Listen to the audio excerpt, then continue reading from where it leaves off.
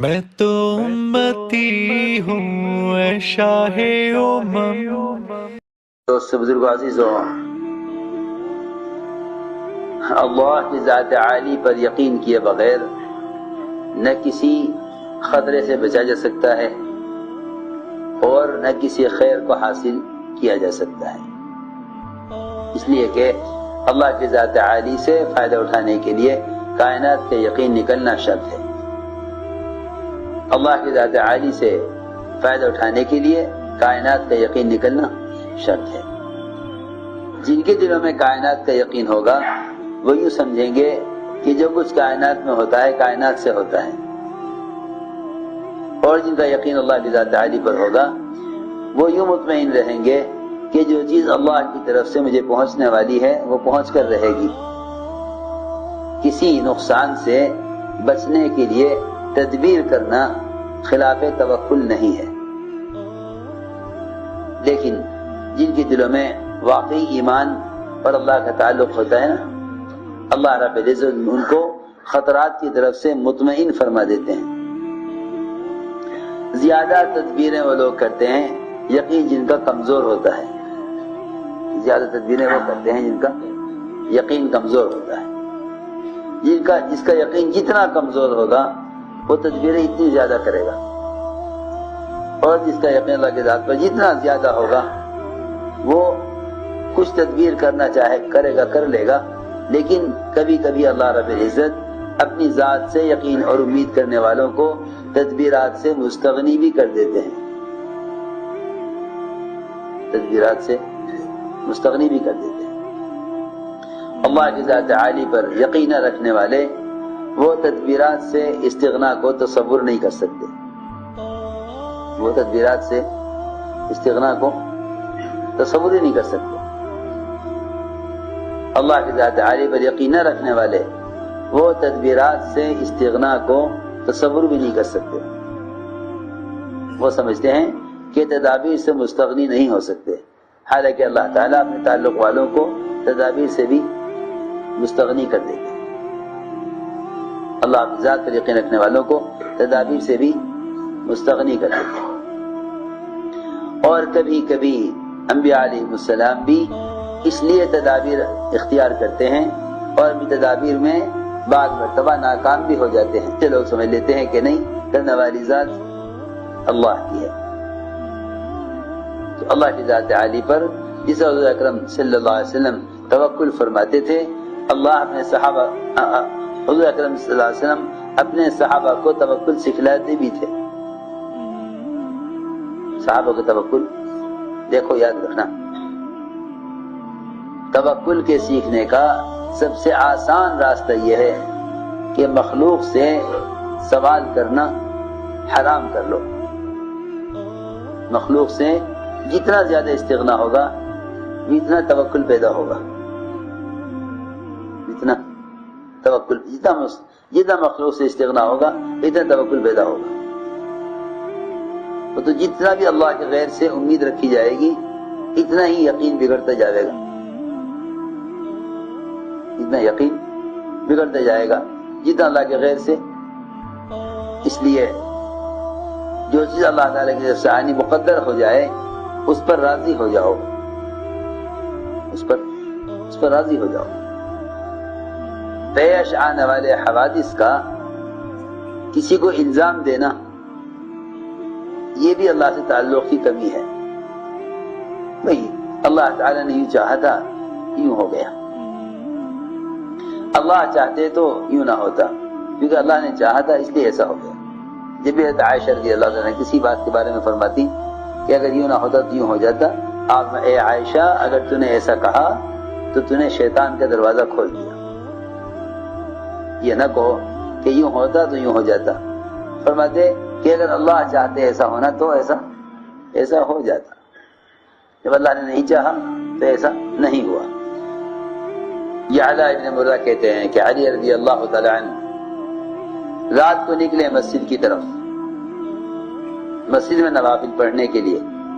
ہم نے دیکھا کہ علی اکیلے ہیں، کہیں دشمن حملہ نہ کر دے یا کوئی بات پیش نہ آ جائے، ہم ان کی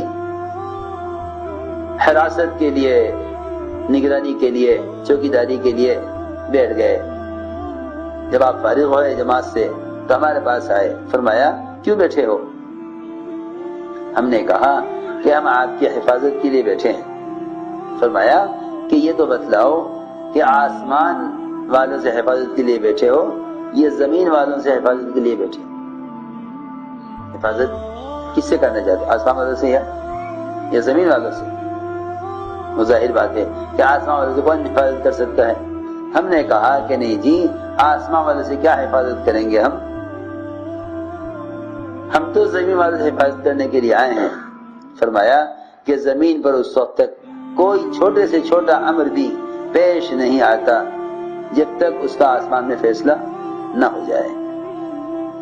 زمین پر کوئی چھوٹے سے چھوٹا امر پیش نہیں آتا جب تک اس کا آسمان میں فیصلہ نہ ہو جائے. اور ہر شخص پر اللہ تعالی کی طرف سے 2 فرشتے ہر وقت اس کے ساتھ ہیں جو اس کے اوپر سے ہر آنے والی بلا کو دور کرتے ہیں اور روکتے ہیں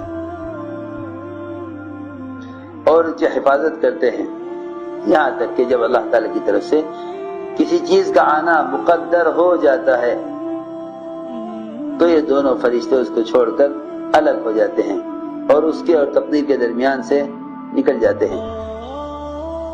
اور اللہ تعالی کی طرف سے میرے پاس تو ایک مضبوط ڈھال ہے، اور وہ ڈھال کیا ہے کہ وہ ڈھال میرا وقت ہے.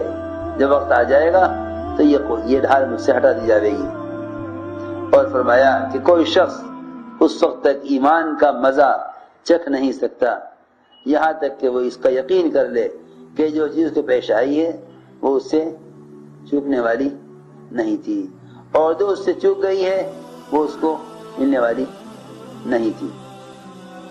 اور قتادہ فرماتے ہیں حضرت قتادہ رضی اللہ تعالی عنہ کہ آخری رات جو علی پر آئی ہے وہ اس رات میں بے چین اور پریشان پھر رہے تھے.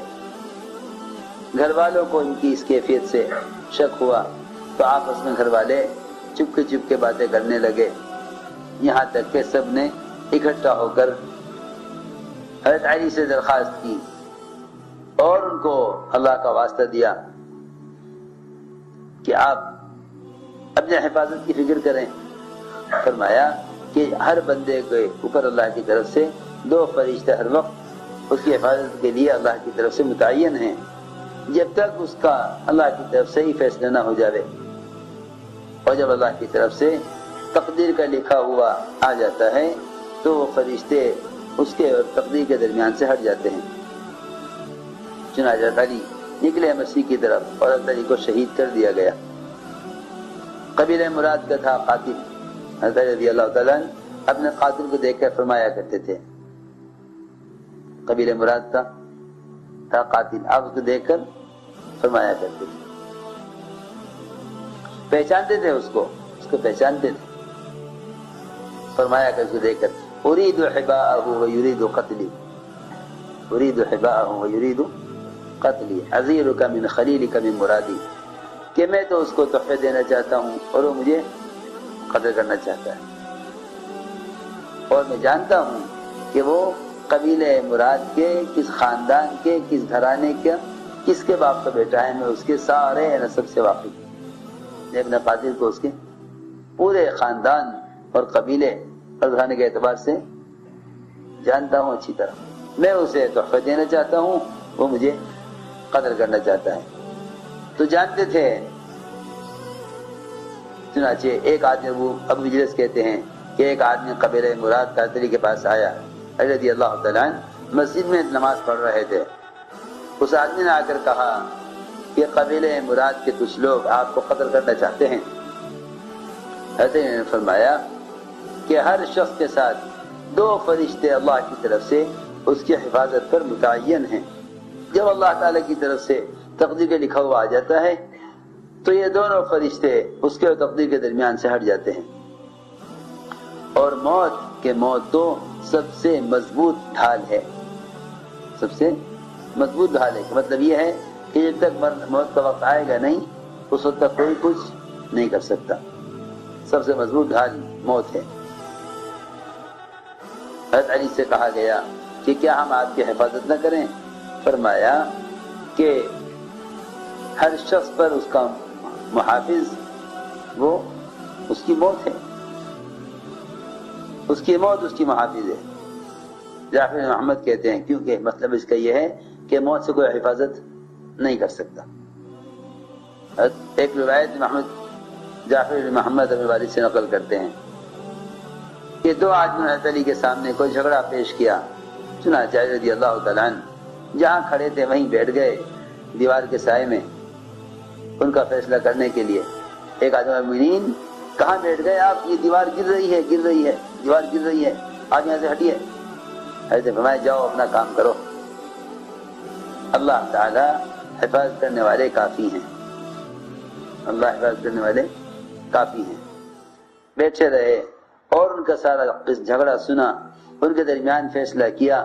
جب وہاں سے فیصلہ کر کے اٹھ کر چلے گئے تب دیوار گری اوپر سے۔ ایک روایت میں ہے کہ عبداللہ ابن مسعود رضی اللہ تعالیٰ عنہ بیمار ہو گئے، اس بیماری میں جن کی وفات ہوئی ہے اس میں تو عثمان ابن عفان رضی اللہ تعالیٰ نے ان کی عیادت کی، پوچھا کہ کیا شکایت ہے؟ پوچھا، لوگ پوچھتے نا آگے بیمار سے کیا شکایت ہے، وہ ساری بیماریاں بتائیں گے، ساری بیماریاں بتائیں گے، لیکن صحابہ سے کوئی پوچھتا کہ آپ کو کیا شکایت ہے تو فرمایا مسعود رضی اللہ عنہ نے کہ شکایت کیا ہوتی، میرے گناہ ہیں۔ اسے کیا شکایت ہے؟ فرمایا میرے گناہ ہیں۔ فرمایا آپ کیا چاہتے ہیں؟ فرمایا اپنے رب کی رحمت چاہتا ہوں۔ عیادت کرنے والوں نے کہا کہ ہم ڈاکٹر کو لے کے آئیں جو آپ کا علاج کرے۔ فرمایا ڈاکٹر نے ہی تو بیمار کیا ہے۔ کیا مطلب ہے اس کا مطلب یہ ہے کہ تم جو ڈاکٹر لانا چاہتے ہو اس ڈاکٹر کے ہاتھ میں شفا نہیں ہے، جو شفا دینے والا ہے اس نے ہی بیمار کیا ہے، جو شفا دینے والا ہے اس نے ہی بیمار کیا ہے۔ فرمایا انہوں نے عرض کیا کہ کیا ہم آپ کے لیے بیت المال سے کچھ مال آپ کے لیے، آپ کے گھر والوں کے لیے اس کے لیے انتظام کرا دیں، یا ایک روایت میں یہ بھی ہے کہ آپ کے لیے کوئی زمین الاٹ کر دیں؟ فرمایا نہیں، مجھے کی حاجت نہیں ہے۔ لوگوں نے کہا کہ آپ کے بعد آپ کی بیٹیوں کے کام آئے گی۔ فرمایا کیا تم میری بیٹیوں کے بارے میں فقر کا اندیشہ ہے؟ میں نے اپنی بیٹیوں کو ہر رات سورہ واقعہ پڑھنے کا حکم کیا ہوا ہے، میں نے اپنی بیٹیوں کو ہر رات سورہ واقعہ پڑھنے کا حکم کیا ہوا ہے۔ یقینی بات ہے کہ انہیں کبھی فاقہ پیش نہیں آئے گا۔ اللہ